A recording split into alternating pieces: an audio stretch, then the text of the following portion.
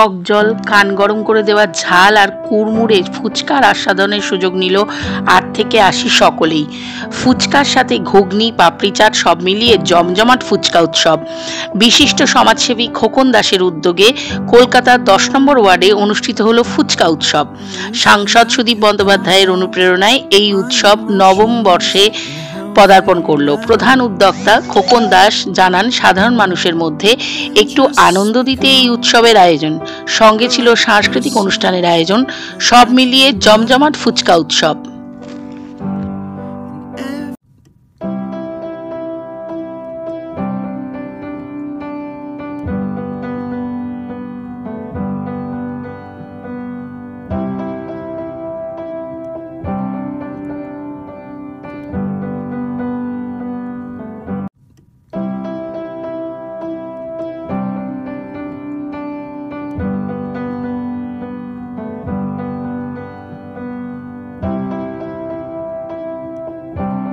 এটা হচ্ছে আমাদের টিম, আমাদের সবাই সদস্য, আমাদের বন্ধু, যারা পার্টি, আমাদের কর্মী, আমরা সবাই মিলে একসাথে কাজ করতে ভালোবাসি।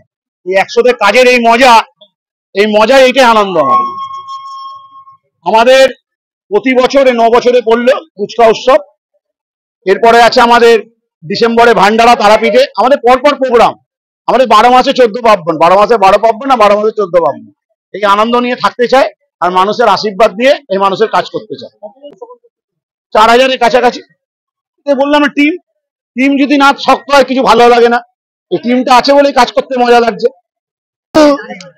১২ মাস যে খোকন দাস প্রোগ্রামটা করে চলেছে, অক্লান্ত পরিশ্রম করে আমরা কর্মীরা সবাই একসঙ্গে থেকে দুর্গাপুজো থেকে শুরু করে, কালী পুজো থেকে শুরু করে, ভোগ বিতরণ থেকে শুরু করে, তারপর আপনার মানে কালী পুজোয় অন্নকূট, এই কালী পুজোর অন্নকূটে প্রায় ৫,০০০ লোক খেয়েছে বসে। মাছ, ভাত, ডাল, তরকারি সমস্ত কিছু দিয়ে রান্না হয়েছিল, তারা খেয়েছে। আবার আগামী কিছুদিন পরেই আছে তারাপীঠে ভান্ডারা, ৪,৫০০ লোক যাবে, ৪০০-৫০০ আদার্স অনুমতি ছাড়া লোক চলে যাচ্ছে। যে খোকন যে মানুষের পাশে থাকে, এর থেকে বড় কিছু নেই। খোকন দাসকে আমরা ধন্যবাদ জানাই যে মানুষের সঙ্গে থাকুক, মানুষের কাজ করুক, মানুষের আশীর্বাদ তুমি পাবে।